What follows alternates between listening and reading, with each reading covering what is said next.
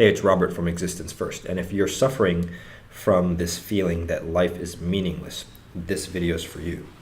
I've suffered from this problem, and I don't suffer from it as much as I used to. Here's how I think about this. If there's a problem that we're experiencing, then we have to ask, why is that problem capable of being experienced by us? So, let's say you have a dog, and the dog is sniffing around and maybe smells something in the flowers and goes towards it. You don't smell that, obviously, because then you would have noticed it at the same time. And whether it's a good smell or a bad smell, the point is that the dog notices it because the dog has an extremely long snout and has more nerve receptors for that sense of smell than we do. Okay. Now, there are certain problems that we experience that dogs don't experience, such as this concept or this feeling that life is meaningless.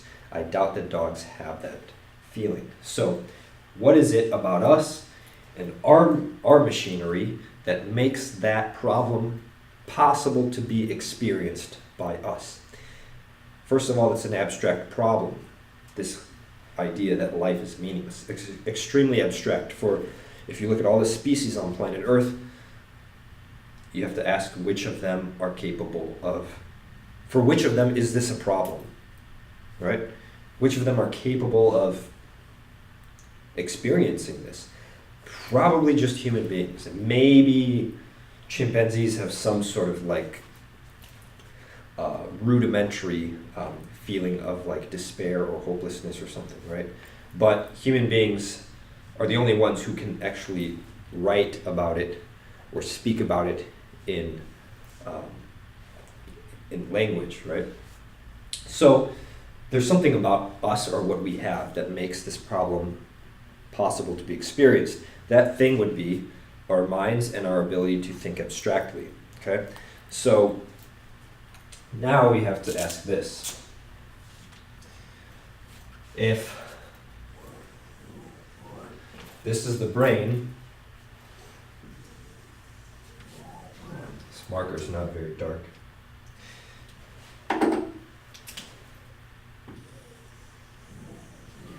This is the human brain. Brain stem, spinal cord. This is the front of the brain. Your eyes would be right here, looking out at the world. Now, there's different, if we're going to simplify, I know it's more complex than this, but if we simplify, the bottom of the brain, which evolved first, is very basic, and it handles basic physiology like heart rate and breathing. And then there's emotional part, a limbic system, and then the last part to evolve was this outer cortex, which is where language happens. We're talking Broca's area, Wernicke's area. Language, we have long-term planning in the front of the brain, being able to inhibit yourself, being able to plan ahead, think far into the future. Now, other animals don't have this, right? You don't have dogs thinking, 10 years from now, what am I going to do, So this problem of life feeling like, there's no purpose or there's no meaning, right? This is made possible by the outer layer. And now here's the thing. If our brain, or if our ability to think about things that are actually not physically right here, if we're able to abstract and think about this concept, this very abstract concept of life not being meaningful, right? We're going to have to solve that. A problem produced by the outer layer of the brain is going to have to be solved by the outer layer of the brain. So we're going to solve it by using that, okay? Now, what is this outer layer of the brain? This abstract thought, this ability to imagine, right, to kind of reflect on our own thinking. So let's ask ourselves a few questions. Okay, number one, if we're going to make a statement that life is meaningless, right?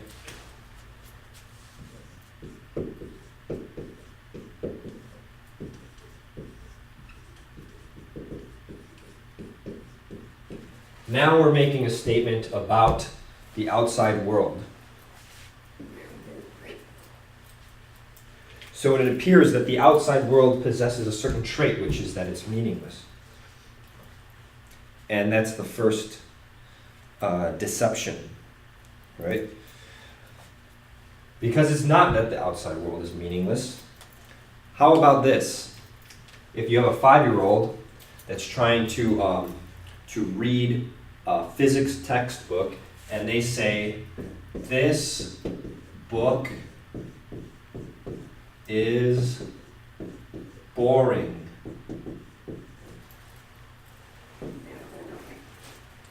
Is this a statement about the book, or is this a statement about the internal experience, the emotional experience of the 5-year-old? And that's where the flaw is. See, because we think we're so smart that, we'll pull up some news article on our Facebook feed or something that says, "Oh, intelligent people are more likely to be depressed." And then it goes into some sort of like weird hypothesis that like smart people actually see more suffering or something like that, right? Okay. Well, you could look at it like that, or you can get real and understand that when the kid says that the book is boring, that's just their experience at that time. If a person says life is meaningless, I ask what's going on in that person's life. I would ask, what activities are they doing? Are they winning? They probably are not winning. There's a good book called The Winner Effect. And in this book, it talks about actually the neuroscience of winning and losing. And when you win, when you accomplish something, then there's a release of certain chemicals in the brain, and that leads to more action taking. And what's the opposite of action taking? Ruminating, thinking about things, and that paves the road for thoughts like, "Oh, life is meaningless," and this or that, right? So a problem that appears to be a problem with the outside world is